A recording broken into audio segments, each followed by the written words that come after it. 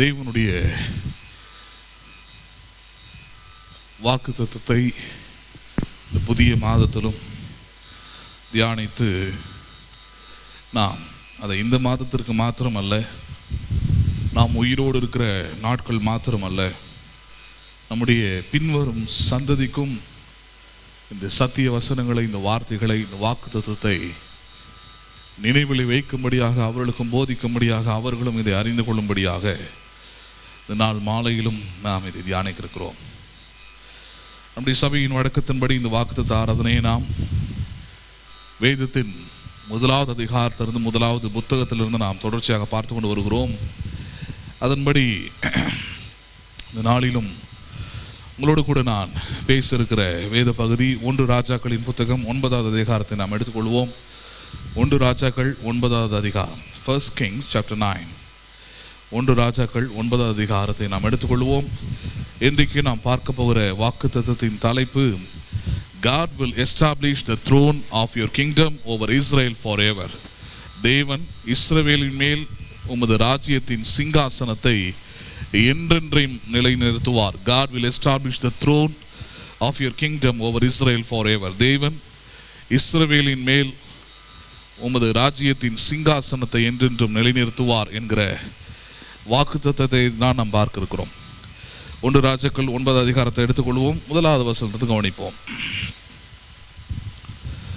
1 ராஜாக்கள் 9 1வது வசனத்திலிருந்து. 1வது வசனம், சாலமோன் கர்த்தருடைய ஆலயத்தையும் ராஜா அரண்மனையும் தான் செய்ய வேண்டும் என்று விரும்பின எல்லாவற்றையும் கட்டி முடித்த பின்பு கர்த்தர் கிபியோனிலே சாலமோனுக்கு தரிசனமானது போல 2வது தரம் அவனுக்கு தரிசனமானார். கேக்குதா?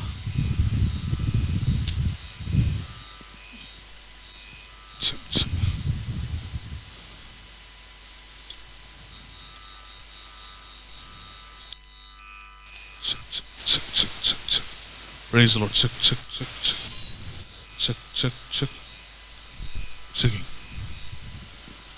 சரி, நான் பார்ப்போம். 1 ராஜாக்கள் 9வது அதிகாரம் 1வது வசனம், சாலமோன் கர்த்தருடைய ஆலயத்தையும் ராஜா அரண்மனையும் தான் செய்ய வேண்டும் என்று விரும்பின எல்லாவற்றையும் கட்டி முடித்த பின்பு கர்த்தர் கிபியோனிலே சாலமோனுக்கு தரிசனமானது போல 2வது தரமும் அவனுக்கு தரிசனமானார். கர்த்தர் அவனை நோக்கி, நீ என் சமூகத்தில் செய்த உன் விண்ணப்பத்தையும் உன் வேண்டுதலையும் கேட்டேன். நீர் கட்டின இந்த ஆலயத்தில் என் நாமம் என்றென்றைக்கு விளங்கத்தக்கதாக அதை பரிசுத்தமாக்கினேன். என் கண்களும் என் இருதயமும் என்னாலும் அங்கே இருக்கும். நான் உனக்கு கட்டளையிட்ட எல்லாவற்றையும் நீ செய்து என் கட்டளைகளையும் என் நியாயங்களையும் கை கொள்ளும்படிக்கு என் சமூகத்தில் மன உத்தமமும் செம்மையுமாய் உன் தகப்பனாகிய தாவீது நடந்தது போல நடப்பாயானால் இஸ்ரவேலின் சிங்காசனத்தின் மேல் உட்காரும் புருஷன் உனக்கு இல்லாமற் போவதும் இல்லை என்று உன் தகப்பனாகிய தாவீதோடு நான் சொன்னபடியே இஸ்ரவேல் மேல் உள்ள உன் ராஜ்யத்தின் சிங்காசனத்தை என்றென்றைக்கும் நிலைக்க பண்ணுவேன். நீங்களும் உங்கள் பிள்ளைகளும் என்னை விட்டு பின்வாங்கி நான் உங்களுக்கு முன்வைத்த என் கற்பனைகளையும் என் கட்டளைகளையும் கை கொள்ளாமற் போய் வேறே தேவர்களை சேவித்து அவைகளை பணிந்து கொள்வார்கள் ஆகில் நான் இஸ்ரவேலுக்கு கொடுத்த தேசத்திலே அவர்களை வைக்காதபடிக்கு நிர்மூலமாக்கி என் நாமம் விளங்க என் பரிசுத்தமாக்கின இந்த ஆலயத்தை என் சமூகத்தை விட்டு தள்ளுவேன். அப்பொழுது இஸ்ரவேல் சகல ஜனங்களுக்குள்ளும் பழமொழியாகவும் வசை சொல்லாகவும் இருப்பார்கள். இந்த அருமையான வாக்குத்தத்த ஆராதனையிலும் இன்று நாம் பார்க்க போகிற வாக்குத்தத்த வசனத்தின் வேத பகுதி இந்த 1 ராஜாக்கள் 9வது அதிகாரம் தான். நாம் ஏற்கனவே அறிந்திருக்கிறபடி கடந்த மாதத்திலும் நாம் இந்த சாலமோனை பற்றி நம்ம தியானித்தோம். வாக்குத்தத்த வசனத்தை பார்த்தோம். தன் தகப்பனுக்கு தேவன் வாக்குத்தத்தம் பண்ணினதை அவர் செய்ய உண்மையுள்ளவராய் இருந்தார் என்பதை சாலமோன் அறிந்து கொண்டான். இந்த சம்பவம் என்ன நடக்கிறது? மறுபடியும் ஒரு முறை தேவன் சாலமோனோடு கூட பேசி வாக்குத்தத்தமான சில வாக்குறுதிகளை அவனுக்கு, தாவீதுக்கு சொன்ன வாக்குறுதிகள் தானா, சாலமோனுக்கும் அதை ஞாபகப்படுத்துறாரு. சாலமோனுக்கும் அதை உறுதி செய்கிறவராய் இருக்கிறார். அதுல முதல் 3 வசனங்கள் எதை பற்றினது? தேவன் அவனோடு பேசுறாரு. பேசிட்டு சொல்றார், நீ கட்டின இந்த ஆலயத்தில் என் கண்களும் என் இருதயமும் அங்கு இருக்கும். அதை எனக்கென்று பரிசுத்தமாக்கினபடியால் அங்கே நான் வாசம் பண்ணுவேன். என் நாமம் அதில் விளங்கும். இதெல்லாம் பேசுறாரு ஆண்டவர். ஆலயத்தை பற்றி பேசுறாரு, கூடி வருகிற ஆலயத்தை பற்றி. பேசி முடிச்சுட்டு 4வது வசனத்தில் ஒரு முக்கியமான காரியத்தை சாலமனுக்கு தேவன் ஞாபகப்படுத்துகிறார். என்ன ஞாபகப்படுத்துகிறாரு? நான் உனக்கு கட்டளையிட்ட எல்லாவற்றையும் நீ செய்து என் கட்டளைகளையும் என் நியாயங்களையும் கை கொள்ளும்படிக்கு என் சமூகத்தில் மன உத்தமமும் செம்மையுமாய் உன் தகப்பனாகிய தாவீது நடந்தது போல நடப்பாயானால். ஒரு எக்ஸாம்பிளுக்கு சொல்றாரு. யாரை போல நடப்பாயானால்? தாவீது நடந்தது ஒரு எக்ஸாம்பிளா இருக்கிறான். சாலமனுக்கு கடவுளுக்குள்ள எப்படி நடக்கணும், எப்படி இருக்கணும்ன்றதுக்கு ஒரு முன் உதாரணமாக தாவீது இருக்கிறார். அதனால தேவனே சாலமனுக்கு அதை கற்றுக் கொடுக்குறார். சாலமன் ஏற்கனவே ஒரு ஞானி தான். தேவன் அவனை கேட்டுபடி அவன் ஞானத்தை கொடுத்துருக்கிறாரு. ஞானத்தை கொடுத்துருந்தாலும் அவனுக்கு ஞாபகப்படுத்துறாரு, உனக்கு ஒரு முன்மாதிரியை நீ வைத்துக்கொள். எதுக்கு? எப்படி உன் தகப்பனாகிய தாவீது என்னை தேடும்படிக்கு மன உத்தமமாய் இருந்தானோ, என்னுடைய கட்டளைகள் எல்லாம் கை கொள்ளும்படிக்கு என் சமூகத்தில் மன உத்தமமாய் செம்மையுமாய் அவன் நடந்து கொண்டானோ. எங்க நடந்து கொண்டான் இருக்குது தாவீது?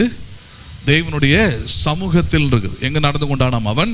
Before the presence of God. தேவனுடைய பிரசனம் அல்லது தேவனுடைய நாமம் அல்லது தேவனுடைய காரியங்கள் எங்கெங்கெல்லாம் விளங்குதோ அந்த இடங்களில் எல்லாம் தாவீது எப்படி நடந்து கொண்டானாம்? அவன் மன உத்தமமும் செம்மையுமாய் நடந்து கொண்டான். எப்படி நடந்து கொண்டான்? அவன் மன உத்தமமாய் நடந்து கொண்டான்றார். அடுத்தது செம்மையாய்னா நேராய் சரியாய் நீதியாய் என்ன பண்ணினான்? அவன் தேவனுடைய சமூகத்தில் நடந்து கொண்டான். உன் தகப்பனாகிய தாவீது இப்படி நடந்து கொண்டான். அப்படி நடந்தது போல நீ என்ன பண்ணுவாயானால் நடப்பாயானால். அவனை போலவே நீ என்ன பண்ணுவாயானால் நடப்பாயானால் என்ன நடக்கும்? 5வது வசனம் சொல்றாரு, இஸ்ரவேலின் சிங்காசனத்தின் மேல் உட்காரும் புருஷன் உனக்கு இல்லாமற் போவதில்லை. எது இல்லாமல் போவதில்லை? இஸ்ரவேலின் மேல் சிங்காசனத்தில் உட்காரும் புருஷன் உனக்கு என்ன இல்லாமல் போவதில்லை? இல்லாமல் போவதே இல்லை என்றார். ரொம்ப முக்கியமானது இன்னைக்கு. வாரிசு அப்படின்னு நினைச்சா அப்படிதான் வைக்கணும். எப்படி தேவன் பிள்ளைகளை எது கொடுக்குறாரு? செவ்வாய்க்கிழமையோட உனக்கு போதிச்சு நான் எது கொடுக்குறாரு? தம்முடைய நாமம் விளங்கும்படியாக தருகிறார். எதுக்காக தராரு அவரு? ஆமா, கர்த்தர் யார் என்பதை இந்த உலகம் அறிந்து கொள்ள வேண்டும். உங்க சொந்தக்காரங்க அறிந்து கொள்ளணும், அந்த ஊரார் அறிந்து கொள்ளணும். தேவன் தம்மை வெளிப்படையாக வந்து வெளிப்படுத்துவதில்லை. எப்படி வெளிப்படுத்துகிறார்? தம்முடைய பிள்ளைகளின் மூலமாக தான் அவர் வெளிப்படுத்துகிறார். அதனால பிள்ளைகள் கர்த்தரால் வருகிற சுதந்திரம்னா என்னது? கடவுள் தான் பிள்ளைகளை கொடுக்குறார் மட்டும் இல்லை, அந்த பிள்ளைகள் கர்த்தருடையதாக இருக்கிறது. கர்த்தருடைய நாமத்தை எடுத்து இந்த உலகத்துக்கு காண்பிக்க வேண்டிய பொறுப்பும் கடமையும் அவர்களுக்கு இருக்கிறது. அதனால தான் இஸ்ரவேலுக்கு தேவன் சொல்லி கொடுத்தார், உன் பிள்ளைகள் கர்த்தரால் போதிக்கப்பட்டிருப்பார்களாக. யாரால் போதிக்கப்பட்டிருப்பார்களாக? அவங்கள நீங்கள் நல்லா படிக்க வைக்கலாம், நல்ல உலக அனுபவத்தை அவங்களுக்கு உண்டாக்குற மாதிரியான வழிகளில் உங்களுக்கு என்னென்னலாம் பொறுப்பு இருக்குதோ அதெல்லாம் செய்யலாம் நீங்கள். ஆனால் அதெல்லாம் தாண்டி ரொம்ப முக்கியமானது என்னது? Your children should be taught by God about God. ஒரு பிள்ளைகள் யாரால் போதிக்கப்பட்டிருப்பார்கள்? கர்த்தர் யார், அவர் எப்படிப்பட்டவருடைய செயல்கள் எப்படிப்பட்டது, அவருடைய மகத்துவம் எப்படிப்பட்டது, அவருடைய நாமம் எப்படிப்பட்டது, இதெல்லாம் அறிந்து கொண்டால் அந்த பிள்ளைகள் இந்த சமுதாயத்தில், சபையில், ஊரில் எல்லா இடத்துலையும் பாருங்க தேவன் யார் அப்படி நடந்துக்கிற மாதிரியான ஒரு வாழ்க்கை, ஒரு நம்பிக்கை, ஒரு விசுவாசம் அவர்களுக்கு உண்டாயிருக்கும். அநேகருடைய நடக்கையின் மூலமாக இயேசுவை பார்ப்பவர்கள் அறிந்து கொள்வார்கள். அப்ப சாலமனுக்கு அதை ஞாபகப்படுத்துறாரு, உன் தகப்பன் இப்படிலாம் செம்மையாய் என் சமூகத்தில் நடந்தது போல நீ நடப்பாயானால். அதில் ஃபர்ஸ்ட் விஷயம் என்னது? இஸ்ரவேலின் சிங்காசனத்தின் மேல் உட்காரும் புருஷன் உனக்கு இல்லாமற் போவதே இல்லை. ஏன்னா உலகத்தில் அப்படி ஒரு பிரச்சனை இருக்குது. என்ன பிரச்சனை இருக்குது? உலகத்தில் கல்யாணம் ஆகும், அப்பா இருப்பார், ஆனால் பிள்ளை அங்கே இருக்காது, வாரிசு அங்கே இருக்காது. அந்த குடும்பத்தை அடுத்த கட்டம் கொண்டு போகிறதுக்கான பிள்ளைகள் அங்கே இல்லாமல் போகிறத நம்ம பார்க்குறோம். இதுக்கு பெஸ்ட் எக்ஸாம்பிள் யாருன்னா, இதுக்கு முன்னாடி ஒரு நம்ம சம்பவம் நடக்குது. அதனால தான் அப்படி சொல்கிறாரு, உன் அப்பாவுக்கு முன்னாடி தாவீதுக்கு முன்னாடி சவுல்னு ஒருத்தர் தான். சவுல் தான் இஸ்ரவேலின் முதல் ராஜா. அவனுக்கு அந்த வாக்குத்தத்தத்தை கொடுத்துருந்தேன். ஆனால் அந்த வாக்குத்தத்தத்தை அவன் சுதந்திரிக்காமல் போனபடினாலே சவுலோ அவனுடைய சந்ததியோ யாருமே இஸ்ரவேலின் சிங்காசனத்தை ஆளுகை செய்ய முடியவில்லை. என்ன பண்ண முடியவில்லை? ஆமா, கடைசியா ஒரே ஒருத்தர் தான், மேவிபோசேத்துன்னு ஒருத்தர் தான், யோனத்தானுடைய மகன் ஒருத்தர் தான். சவுலுடைய வம்சத்துல ஒரு ஆள் தான் மிஞ்சி போயிருந்தான். ஆனா அவன் கூட சிங்காசனத்தில் உட்கார முடியல, ஆளுகை செய்ய முடியல. இஸ்ரவேலை ஆளுகை செய்கிற அந்த அதிகாரம் தேவனால் அவனுக்கு வழங்கப்படவில்லை. அவனுக்கு என்ன இருந்தது? ஒரு உடன்படிக்கையின் அடிப்படையில், ஒரு நட்பு என்கிற உடன்படிக்கையின் அடிப்படையில் யோனத்தானுக்கும் தாவீதுக்கும் நட்பு இருந்தது. அந்த நட்பின் உடன்படிக்கையின் அடிப்படையிலே தாவீது மேவிபோசேத்தை கண்டுபிடிச்சு கொண்டு வந்து என்னுடைய அரண்மனையில் இருக்கிற சாப்பிடுகிற இடத்துல நித்தமும் என்னோடு கூட போஜனம் புசிப்பா என்ற ஒரு காரியத்தை அவனுக்கு கொடுக்குறான், ஒரு மரியாதை அல்லது ஒரு கணத்தை அவனுக்கு தருகிறான். தரும்போதே சொல்கிறான், அவன் இது உனக்காகவோ இல்லை உங்கள் தாத்தாவுக்காகவோ இல்லை, உன் தகப்பனாகிய யோனத்தானுடைய பண்ணின உடன்படிக்கைக்காக என்ன பண்ணுறேன், இதை நான் உனக்கு செய்கிறேன். அப்போ அங்கே பார்க்கப்படுவது என்ன? சவுல் மிகப்பெரிய ராஜா, முக்கியமாக முதலாவது தேவனால் அபிஷேகம் பண்ணப்பட்ட ராஜா. He was anointed first king of Israel. இஸ்ரவேலின் முதலாவது அபிஷேகம் பண்ணப்பட்ட ஒரு ராஜாவாகிய சவுல் தேவனுடைய வார்த்தைகள் எல்லாம் கேட்டு கீழ்ப்படிந்து செம்மையாக யுத்தங்களை செய்து தேவனுடைய நாமத்திற்கு மகிமையை கொண்டு வந்த சவுல், அவனுக்கு என்று பிள்ளைகள் இருந்தார்கள். முக்கியமாக யோனத்தானை தன்னுடைய அடுத்த நிலைக்கு அல்லது அடுத்த ராஜாவாக அடுத்த இளவரசனாக அவனை ஏற்படுத்தி அவனை யுத்தத்தின் தலைவனாக வைத்து அவனுக்கு எல்லா காரியத்தையும் கற்றுக் கொடுத்து இவ்வளோ காரியத்தையும் சிரமம் எடுத்து அங்கே சவுல் தனக்கு அடுத்ததாக யோனத்தானை கொண்டு வர எல்லா முயற்சியும் செய்தான். தாவீதை கொல்றதுக்கான முயற்சியை பல ஆண்டுகள் தாவீதை கொல்வதற்கு சவுல் இரவும் பகலுமாய் திரிந்தான். வேதத்தில் படிக்கிறோம். எதுக்காக திரிந்தான்? அவனுடைய சிங்காசனத்தை காப்பாற்றிக் கொள்ள அல்ல. ஏன்னா அவனுக்கு தெரியும், நான் இருக்கிற வரைக்கும் கடவுள் இந்த சிங்காசனத்தை எடுக்கவே முடியாது, தாவீதுக்கும் கொடுக்க போகிறது இல்லை, நான் இல்லாமல் போனாதான் அந்த இடத்துல தாவீதை கொண்டு வந்து வைப்பார்னு அவனுக்கு தெரியும். ஆனால் என்ன பிரச்சனை, எனக்கு அடுத்தது யார் இருக்கணும், அங்கே என்னுடைய மகனாகிய யோனத்தான் அங்கே இருக்கணுன்றது யாருடைய எண்ணம்? அது சவுலுடைய எண்ணம். ஆனால் அந்த எண்ணம் அந்த எண்ணத்துக்காக தான் ஒரு இடத்துல ஒரு கட்டத்தில் யோனத்தானை கூப்பிட்டே பேசுகிறான். உன்னை சிங்காசனத்தில் உட்கார வைக்கிறதுக்காக தான் நான் இரவும் பகலுமாய் தாவீதை கொல்ல வகை தேடிக்கிட்டு இருக்கிறேன். ஆனால் நீ என்ன பண்ணிக்கிட்டு உட்கார்ந்துருக்கிற? எனக்கு சார்பாக நிற்காமல் நீ தாவீதுக்கு சார்பாக இங்கே நான் போடுற திட்டங்கள் எல்லாவற்றையும் அவனுக்கு சொல்லி கொடுத்து அவனை காப்பாற்றி கொண்டு இருக்கிறாய். அதனால் யோனத்தானுக்கு என்னத்தை விதைக்க பார்க்குறான். இங்கே பாரு, தாவீது இருந்தால் நீ என்ன பண்ண முடியும், சிங்காசனத்தில் வரவே முடியாது, அவனை கொன்னாதான் நீ வர முடியும். எவ்வளோ தவறான ஒரு எண்ணம் பாரு, அதை புகுத்துறான். ஆனால் யோனத்தான் அதை நம்பலை. ஏன்னா யோனத்தானுக்கு நல்லா தெரியும் தேவனுடைய திட்டம், தேவனுடைய சித்தம், தேவனுடைய ஆளுகை, தேவனுடைய உதவி இதெல்லாம் இல்லாமல் ஒரு மனுஷனை என்ன திட்டமிட்டாலும் அந்த ஆளுகையில் அந்த சிங்காசனத்தில் வந்து உட்காரவே முடியாது என்பது. அதனால் யோனத்தான் பாருங்க, அதெல்லாம் அவங்க அப்பா சொன்னால் கூட கேட்கல இந்த விஷயத்தில், ஏன்னா அது சரியானது இல்லை. ஆனால் யோனத்தானுக்கு நல்லா தெரியும். அதே சொல்கிற ஒரு கடத்தில் தாவீதை சந்திக்கும் போது சொல்கிறாரு, கர்த்தர் உன்னை சரியாக தெரிந்து கொண்டிருக்கிறாரு, எங்கள் அப்பாவுக்கு அடுத்தது நீ தான் என்ன பண்ணுவ, சிங்காசனத்தில் இருப்பன்றார். ஆனால் அது சரியான ஒரு அணுகுமுறை இல்லை. பக்கத்து ஊரில் பக்கத்து நாட்டு ராஜாக்கள், ஊரில் நாட்டு ராஜாக்கள்லாம் கேவலமாக பேசுவாங்க. அந்த காலத்தில் என்ன பேசுவாங்க, அப்பா அரசாண்டார், பிள்ளை அரசாள முடியாமல் போயிட்டான், ஆண்டு கொள்ள முடியாமல் போயிட்டான், அந்த சிங்காசனத்தில் எவனோ மூணாவது மனுஷன் வந்து என்ன பண்ணிக்கிட்டு இருக்கிறான், ஆளுக்கு செஞ்சுக்கிட்டு இருக்கிறான், அப்பா ராஜாவாக இருந்தார், பிள்ளை ஒன்றுமே இல்லைன்ற மாதிரி வந்துடும், பேர் அசிங்கமாகிடும். இன்றைக்கும் அப்படி தான். இன்றைக்கி எப்படி தேவன் வைத்திருக்கிறாரு, இன்றைக்கி அந்த மாதிரி உலக பிரகாரமான ஒரு காரியத்தை வைக்கல, எப்படி வச்சுருக்கிறாரு. இன்றைக்கி தேவன் நமக்கு ஒரு வாழ்க்கை துணைகளை அமைத்து கொடுக்குறாரு. அது தேவனுடைய சித்தமாக இருக்குது. எதுக்காக? அங்கே பிள்ளைகளை பெற்றெடுக்கும் போது அதனுடைய நோக்கம் என்ன, இந்த பிள்ளை தேவனுடைய சித்தத்தை இந்த பூமியில் என்ன பண்ண வேண்டும், நிறைவேற்ற வேண்டும். என்ன பண்ண வேண்டும், எனக்கு எப்படி உன்னுடைய ரட்சிப்பை தந்தீரோ, எனக்கு எப்படி உன்னுடைய நீதியை காண்பித்தீரோ, எனக்கு எப்படி ஒவ்வொரு நாளும் உடைய கிருபையை தந்தீரோ, அதே போல இந்த பிள்ளைகளுக்கு என்ன பண்ணுவீராக, தருவீராக. என் தலைமுறையும் அந்த கிருபையை, அந்த சிங்காசனத்தை, அந்த தயவை, அந்த ரட்சிப்பை பெற்றுக்கொள்ள வேண்டும். நிறைய சபையில் போனீங்கன்னா அப்பா அம்மாலாம் சபையில் இருப்பாங்க, ரட்சிக்கப்பட்டவர்களாக இருப்பாங்க. பிள்ளைங்க பார்த்தீங்கன்னா எங்கேயோ ஊதாரிகளை சுற்றிக்கிட்டு இருப்பானுங்க, துன்மார்க்கமாக இருப்பானுங்க. கடவுளை விட்டு முற்றிலும் விலகி வேற ஏதோ ஒரு தெய்வத்தை வணங்கி கொண்டு வேற ஏதோ ஒரு வாழ்க்கையை வாழ்ந்து கொண்டு, இல்லை கடவுளை இல்லைன்ற பேரை சொல்லிக்கிட்டு என்ன பண்ணிக்கிட்டு இருப்பாங்க, தெரிஞ்சுக்கிட்டு இருப்பாங்க. ஆனால் அப்பா அம்மா பார்த்தீங்கன்னா சபையில் இருப்பாங்க.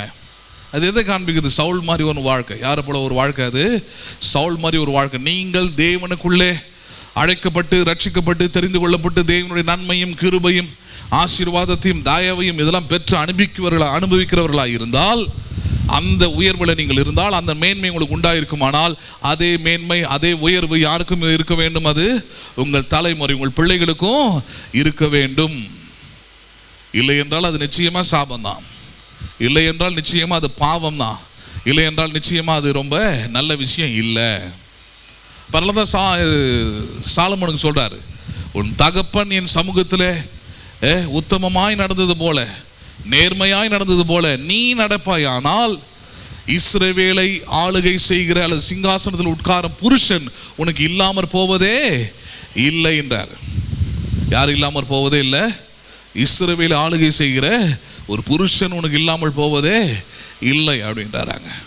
சொல்லிட்டு அப்புறம் சொல்றாரு, உன் தகப்பனாகி தாவீதோடு நான் சொன்னபடியே.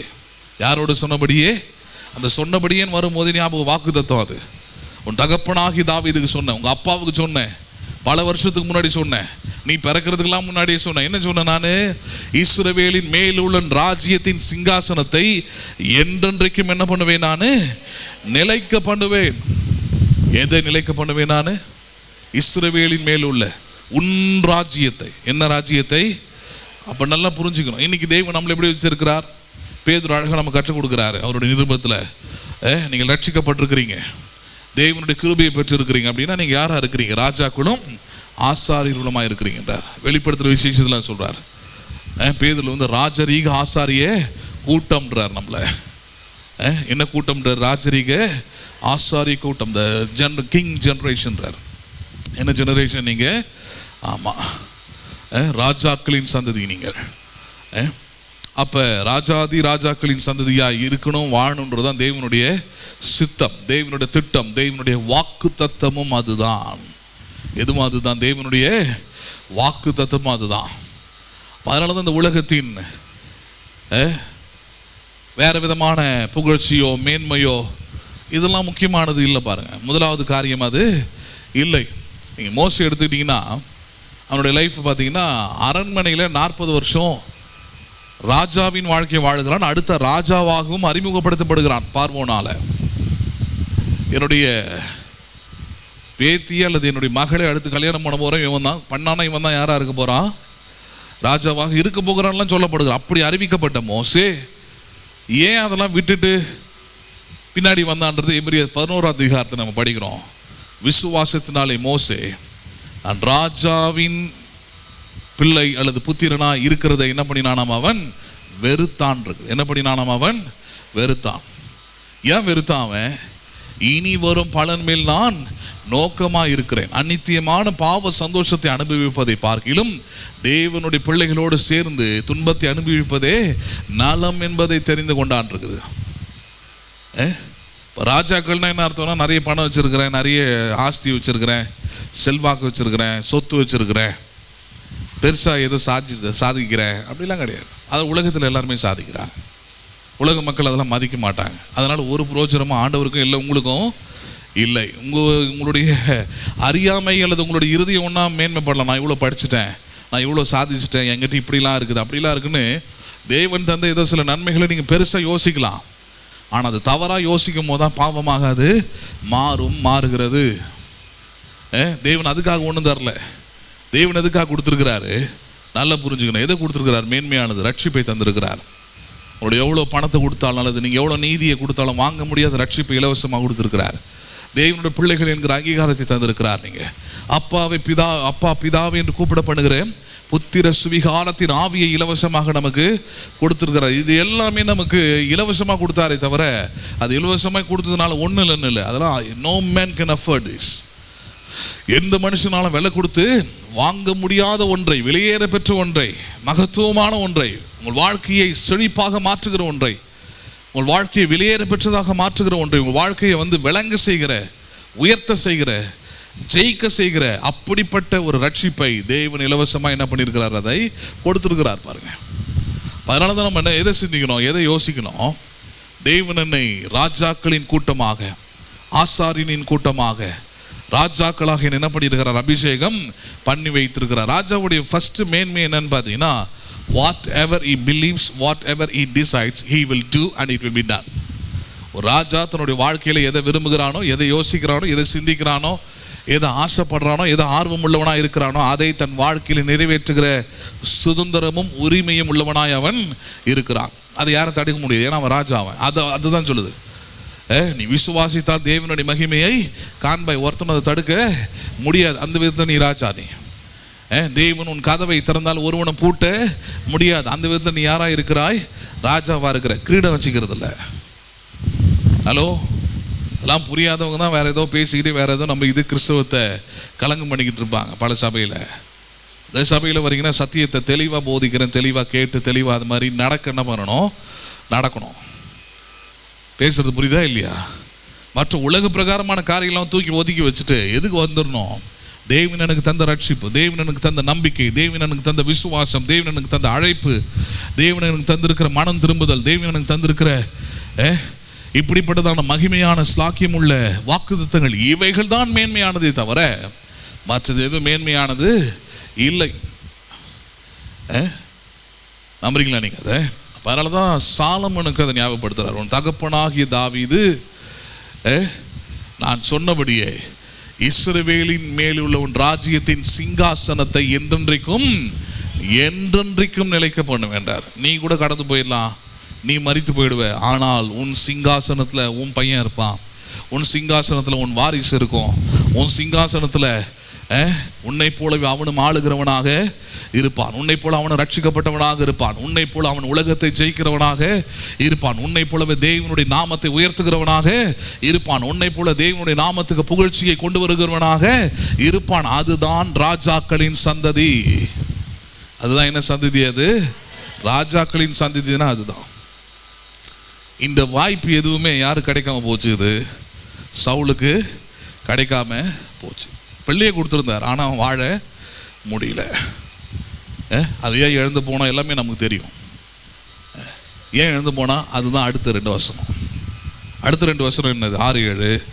நீங்களும் உங்கள் பிள்ளைகளும் என்னை விட்டு பின்வாங்கி என்ன பண்ணுவீர்கள்? ஆனால் கிறிஸ்தவ வாழ்க்கை என்ன தெரியுமா? Moving forward and growing in spirituality. கிறிஸ்தவ வாழ்க்கை என்னது?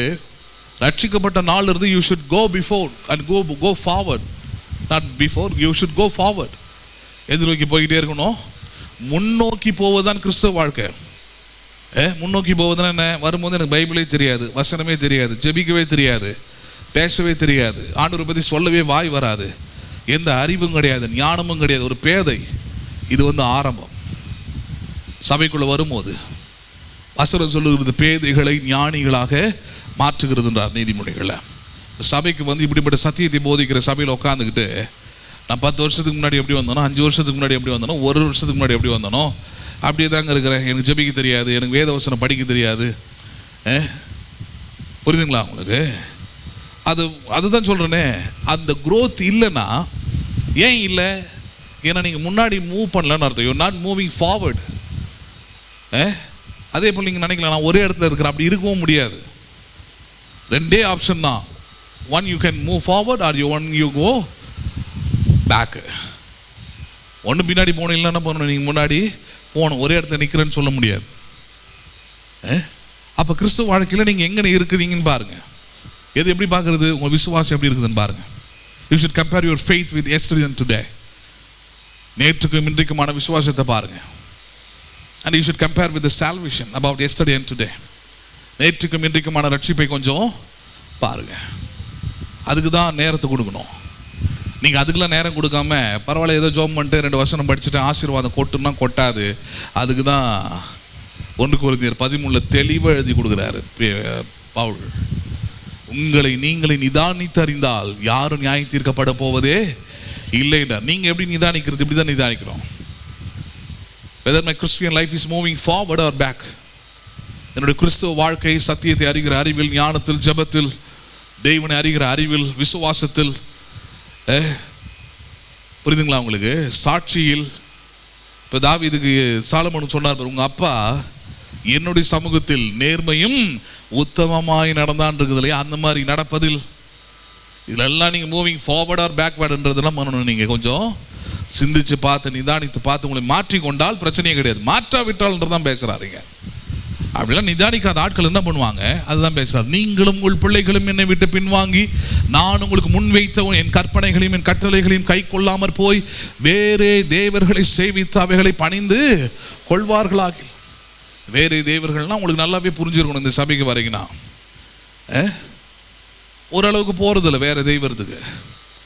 வேறு தெய்வத்துக்கு என்ன பண்ணுறதில்ல. வேறு தெய்வம்னா லிட்ரலாக ஃபிசிக்கலாக சொல்கிறேன்.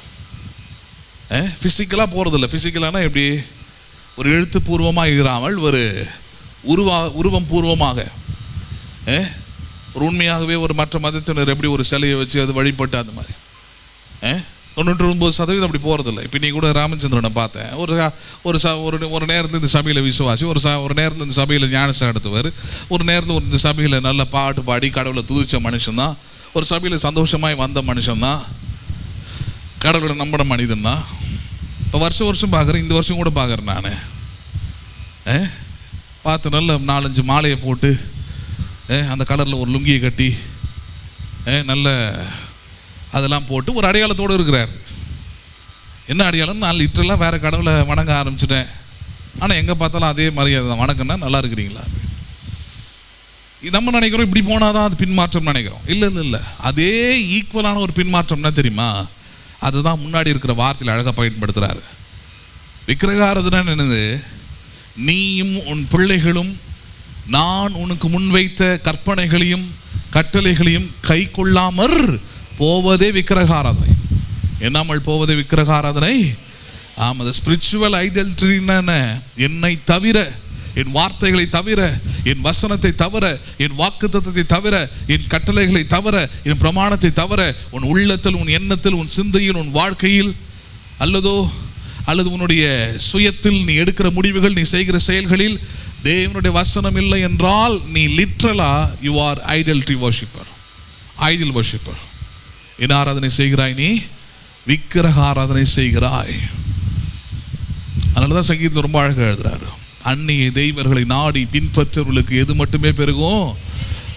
ஏன் ஒரு விசுவாசி வாழ்க்கையில பாடுகள் வரலாம், கிறிஸ்துவின் பாடுகள் வரலாம், ஆனால் வேதனைகள் ஏன் வருது?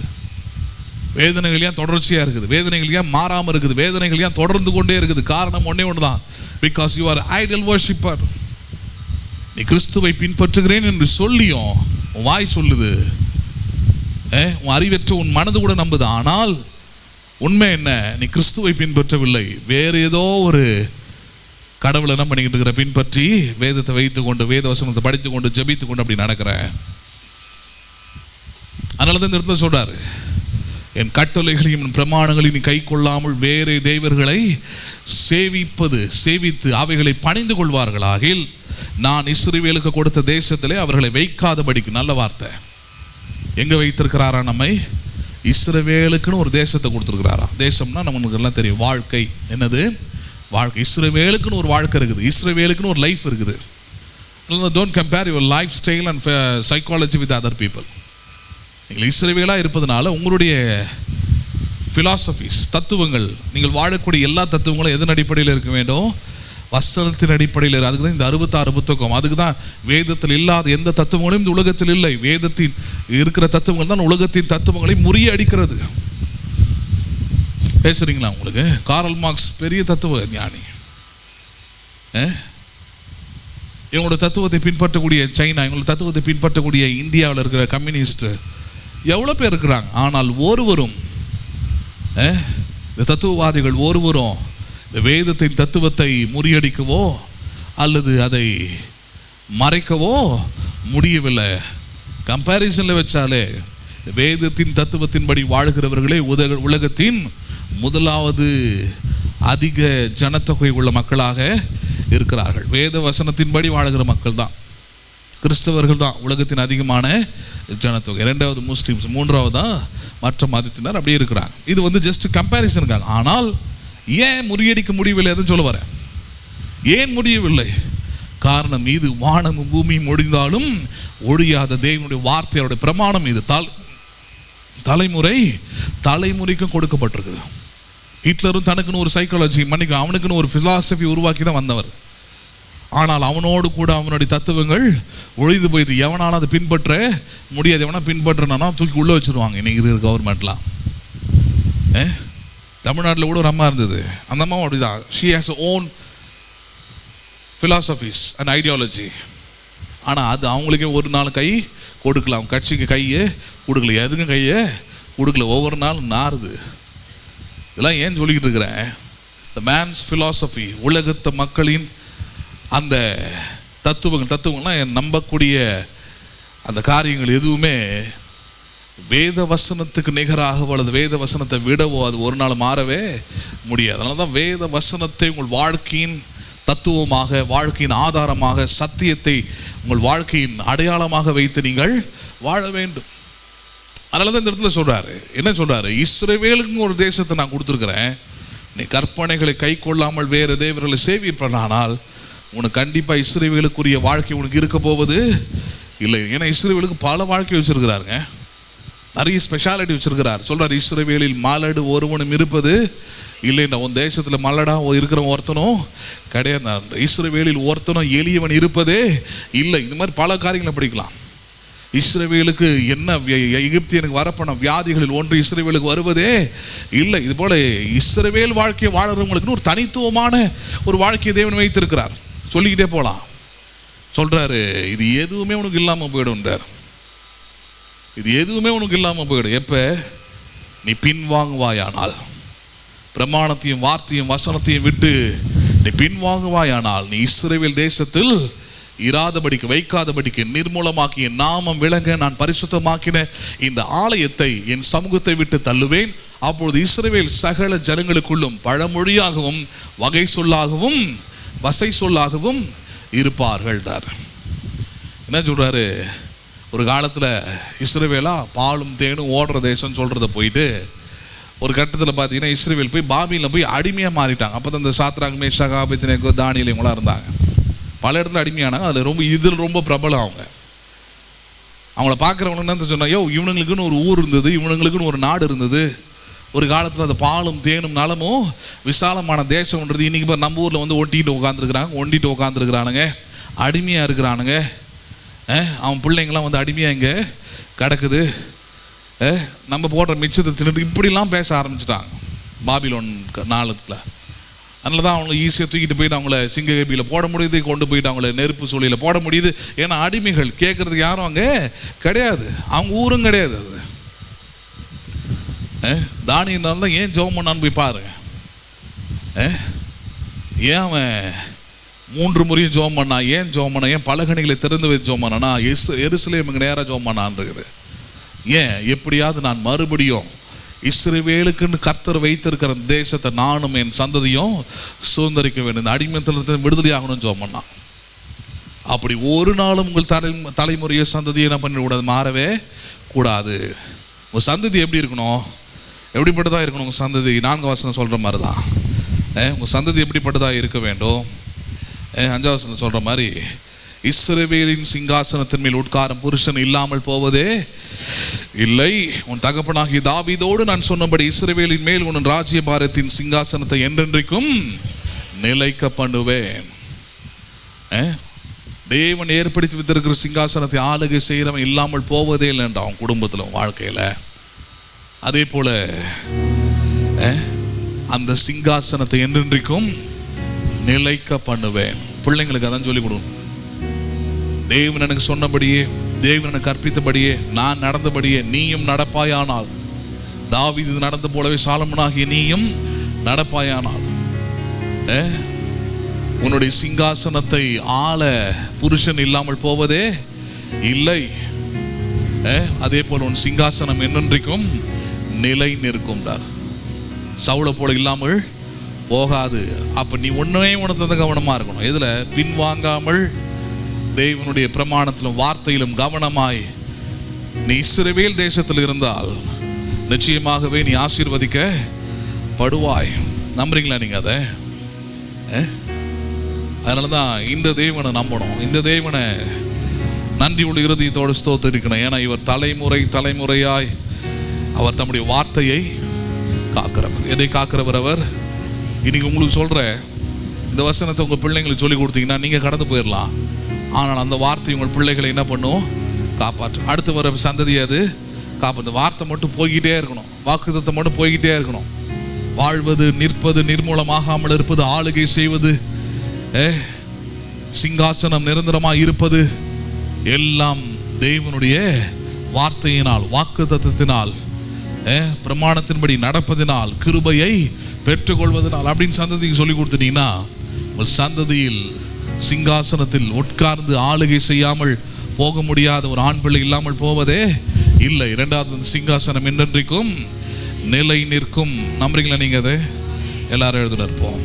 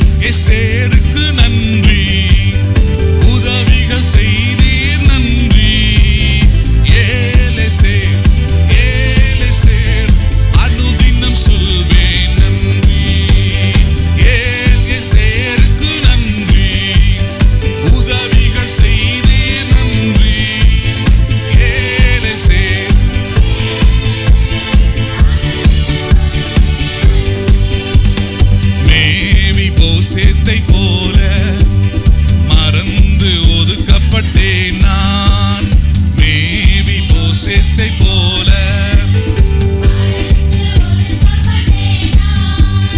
ராஜாக்களின் பந்தியிலே உட்கார அழைத்து வந்தீர். ராஜாக்களின்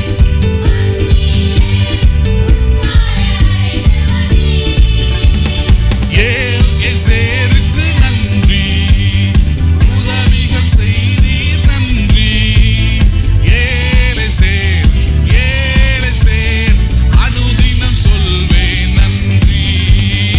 ஏலெசேருக்கு நன்றி, உதவிகள் செய்தீர் நன்றி. ஏலெசேர்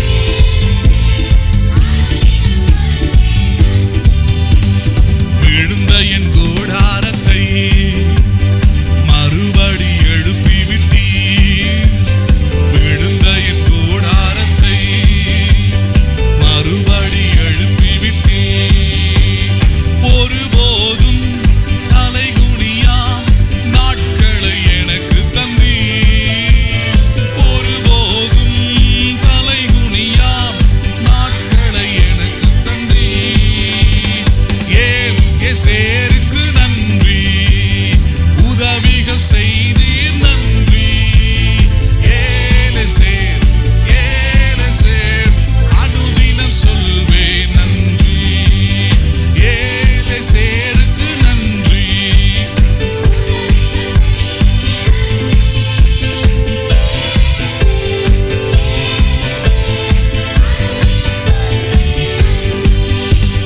பட்சித்த வருஷத்தின் பலனை மறுபடியும் எனக்கு தந்தீர். பட்சித்த வருஷத்தின் பலனை முன்மாறியும் பின்மாறியும் சரியான நாளில் தந்தீர்.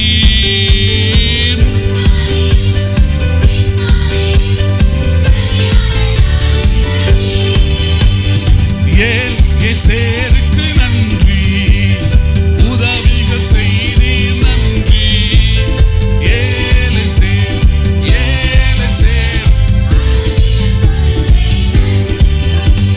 இயேசு ராஜா நன்றி, என் இயேசு ராஜா நன்றி. இயேசுவே அனுதினம் சொல்வேன் நன்றி. இயேசு ராஜா நன்றி, என் இயேசு ராஜா நன்றி. இயேசுவே அனுதினம் சொல்வேன் நன்றி. இயேசு ராஜா நன்றி, என் இயேசு ராஜா நன்றி. இயேசுவே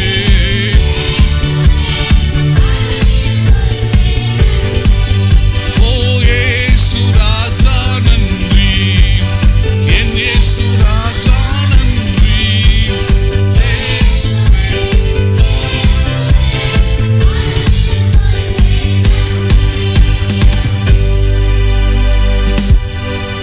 நாம் ஜெபிப்போம். எங்கள் அன்பும் இரக்கமுள்ள பரலோக தகப்பனே, இந்த ஆசீர்வதிக்கப்பட்டதான இந்த நல்ல மாதத்தின் துவக்கத்திற்கான நன்றி செலுத்துகிறோம் ஆண்டவரே. துவக்கத்திலும் உம்முடைய நன்மையான வார்த்தைகளை, வசனங்களை, வாக்குத்தத்தங்களை கர்த்தர் நீர் எங்களை தந்தபடியால் நாங்கள் உம்மை ஸ்தோத்திரிக்கிறோம். ஏலெசேர் நீர் எங்களுக்கு உதவி செய்கிற கண்மலை நீர் ஆண்டவரே. உதவி செய்கிற தேவன் நீர் ஆண்டவரே. தலைமுறை தலைமுறையாக வாக்குகளை காக்கிற தேவனாய் இருக்கிறபடியால் ஸ்தோத்திரிக்கிறோம். இந்த நாளிலும் இந்த வார்த்தைகளை, இந்த வசனங்களை கேட்ட ஒவ்வொரு உள்ளங்களிலும் அப்படிப்பட்ட விசுவாசம் பெருகட்டும். தலைமுறை தலைமுறையாய் சிங்காசனத்தை நிலைப்படுத்துகிறவர், தலைமுறை தலைமுறையாய் ஆளுகை செய்ய உதவி செய்கிறவர், தலைமுறை தலைமுறையாய் சிங்காசனத்தை அரசாளுகிற புருஷன் இல்லாமல் போவதே இல்லை என்று வாக்குத்தத்தம் பண்ணியிருக்கிறவர். அப்படியே இந்த வாக்குத்தத்தை விசுவாசிக்கிற கேட்டு ஒவ்வொரு பிள்ளைகளுடைய வாழ்க்கையிலும் கர்த்தர் நீர் அதை நிறைவேற்றுகிறபடியால் நன்றி செலுத்துகிறோம். ஒவ்வொருடைய வாழ்க்கை நிறைவேற்றுவீராக. ஊழியத்திற்காக ஜெபிக்கிறோம். இந்த மாதத்திலும் கர்த்தர் இந்த ஊழியத்தை நடத்தும்படியான கிருபைகளை தேவரீர் எல்லா ஞானத்தையும் எல்லா கிருபைகளையும் தந்து நடத்த நீர் உதவி செய்வீராக. இந்த வரக்கூடிய ஒவ்வொரு விசுவாசிகளையும் கர்த்தர் நீர் ஆசீர்வதித்து வார்த்தைகளின்படி சாட்சி உள்ளவர்களாக வாழ நீர் உதவி செய்வீராக. ஆவிக்குரிய வாழ்க்கையில் அவர்கள் வளர்ச்சி அடைய தேவன் இந்த ஊழியத்தின் மூலமாக கர்த்தர் உம்முடைய வார்த்தையை, வசனத்தை, பரிசுத்த ஆவியானவர் நீர் உம்முடைய சித்தத்தை இந்த பிள்ளைகளுடைய வாழ்க்கையிலே செய்யபடியாக ஜெபிக்கிறோம். ஊழியம் வளரட்டும், செழிக்கட்டும், ஆசீர்வதிக்கப்படட்டும். அநேக ரட்சிக்கப்படாத, பின்மாற்றம் அடைந்திருக்கிற, வசனத்தை கேளாமல் இருக்கிற அநேக பிள்ளைகளை கர்த்தர் சபைக்குள்ளே கொண்டு வருவீராக. ஊழியத்தை வளர்த்த உன்னை நாம மகிமைப்பட நீர் உதவி செய்வீராக. அப்படிப்பட்ட கிரியைகள், அப்படிப்பட்ட கிருபைகள் இந்த ஊழியத்தில் நடக்க நீர் உதவி செய்யும். எருசலேம் ஆசீர்வாத சபையை இந்த உலகத்தின் ஒளியாக, உப்பாக, மலையின் மேல் உள்ள பட்டணமாக நீர் எடுத்து வைத்து தீர்மானித்து ஆசீர்வதித்து வைத்திருக்கிறபடியில் நடி செலுத்துகிறோம். அப்படியே அது ஆரம்பிக்கட்டும், அப்படியே அது நடக்கட்டும், அப்படியே அது செழிக்கட்டும், அப்படியே எல்லாவற்றிலும் அது தேவரின் செயல்படும்படி அங்கே ஜெபிக்கிறோம். நேரத்தில் ஜெபித்துக் கொண்டிருக்கிற ஒவ்வொரு பிள்ளைகளுக்காகவும் கர்த்தர் நீருடைய கிருபைகளை, சுகத்தை, அவர்கள் எல்லா விதமான நன்மைகளையும் பெற்று வாழின உதவி செய்யும். கிருபைகள் அவர்களோடு கூட இருக்கட்டும். பாதுகாப்பு, தயவு அவர்களை நடத்தும்படியாக ஜெபிக்கிறோம். இயேசுவின் நாமத்தில் ஜெபிக்கிறோம் ஜீவனுள்ள நல்ல பிதாவே, ஆமென். என் ஆத்துமாவே கர்த்தரை ஸ்தோத்திரி, என் முழு உள்ளமே பரிசுத்த நாமத்தை ஸ்தோத்திரி. என் ஆத்துமாவே கர்த்தரை ஸ்தோத்திரி, கர்த்தர் செய்த சகல உபகாரங்களை மறவாதே. ஆமென். ஆசீர்வாதம் நம்முடைய கர்த்தராகிய இயேசு கிறிஸ்துவின் கிருபையும், பிதாவாகிய தேவனுடைய அன்பும், பரிசுத்த ஆவியானவருடைய ஐக்கியமும் இன்றைக்கும் என்றைக்கும் சதா காலமும் நம் அனைவரோடும் கூட இருப்பதாக. ஆமென். ஆமென். God bless you. மீண்டும் உங்களை நாளை காலை 8:30 சந்திக்கிறேன். கர்த்தர் உங்களை ஆசீர்வதிப்பாராக.